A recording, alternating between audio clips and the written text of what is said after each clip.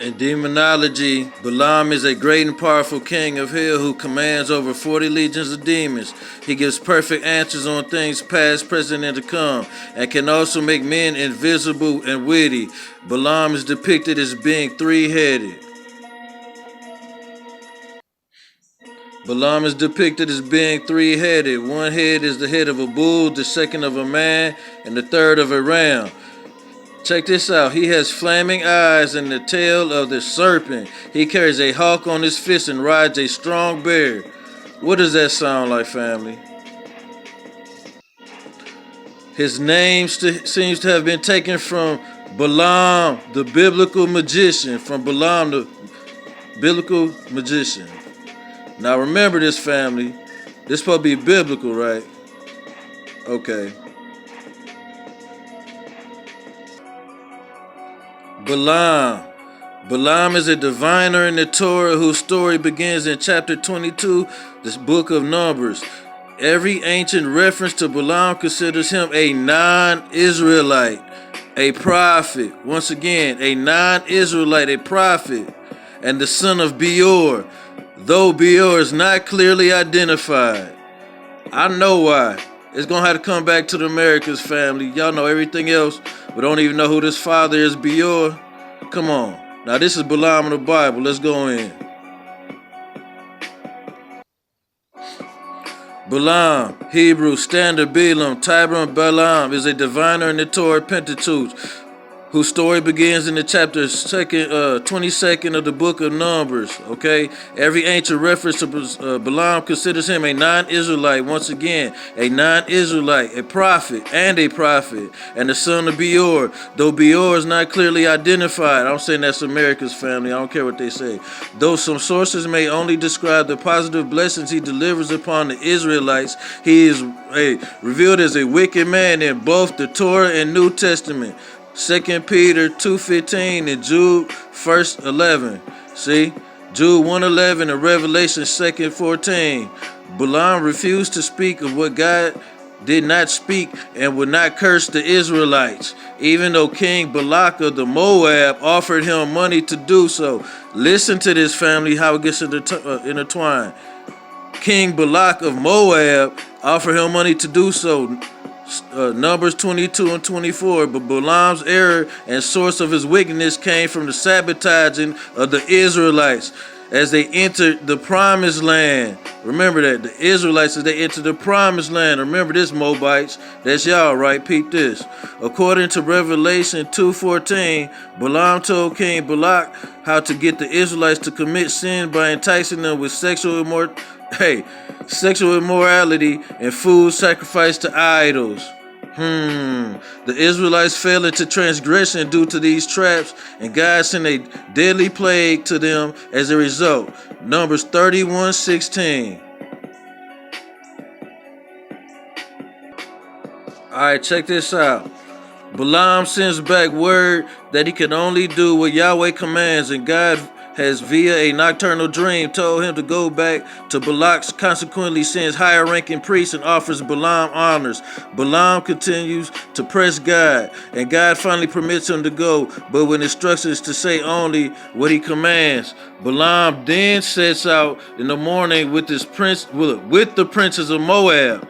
He's not a Moab, see? With the princes of Moab. God becomes angry. He went and sends the angel of the Lord, Numbers 22:22, to prevent him. At first, the angel is seen only by the donkey Balaam is riding, which tries to avoid the angel. After Balaam starts punishing the donkey for refusing to move, it is miraculously given the power to speak to Balaam, Numbers 22:28, and it complains about Balaam's treatment. At this point, Balaam is allowed to see the angel, who informs him that the donkey's turning away is a message only.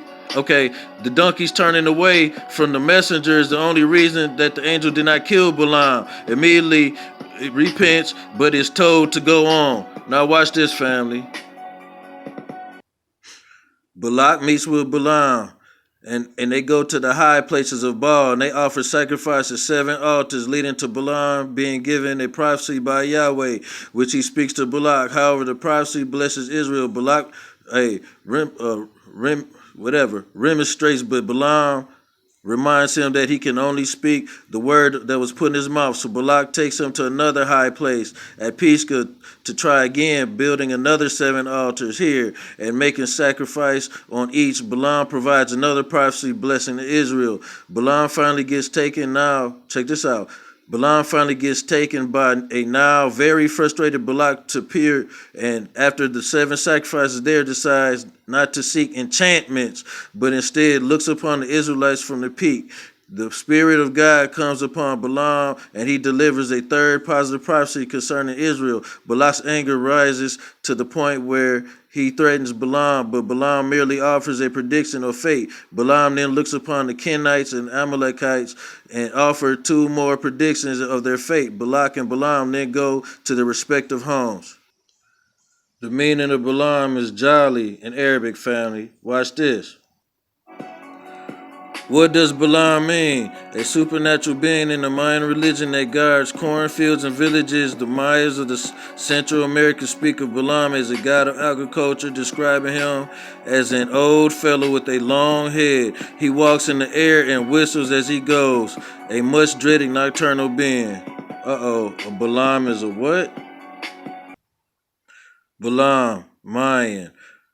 One can examine the importance of jaguars in the Mayan cosmology through the ways that rulers and shamans utilize the animals within their regular activities. Balaam, the word for jaguar, also means priest and sorcerer, and shamans frequently chose them as an object of their transformations. What does that say? Balaam, family, y'all caught.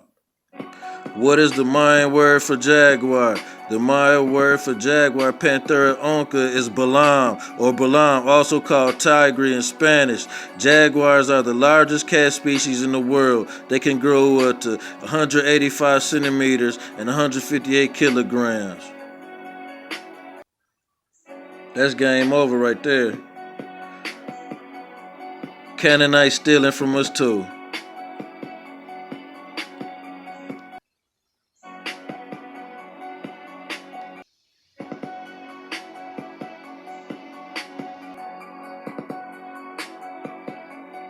Balaam. Balaam.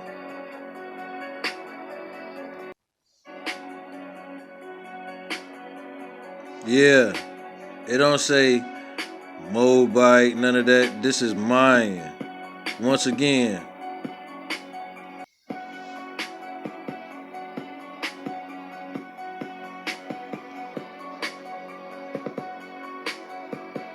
Y'all see that?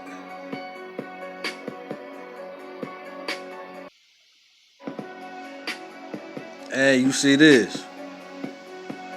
Hold up, what about this? Balaam, quit hijacking our stuff. Once again, what's Balaam?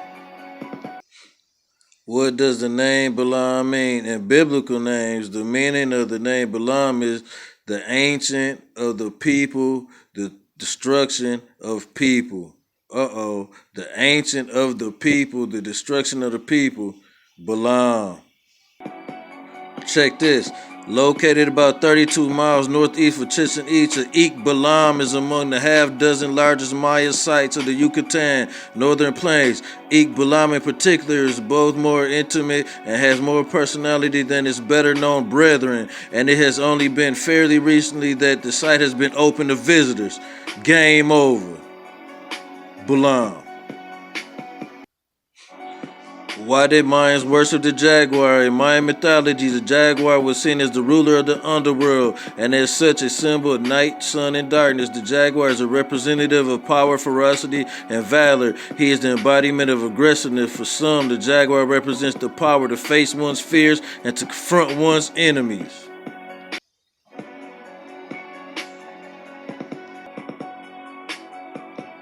Killmonger bloodline on deck.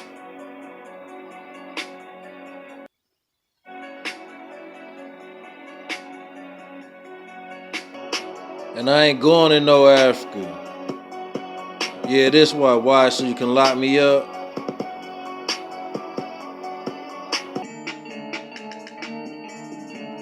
Balaam from the Americas. Canaanites bow down. Hidden legacy. Yeah, they don't even know where Beor is, but they can tell you everything else, right? Everything else in the world. Look it up, family. Heine Chief, I'm out.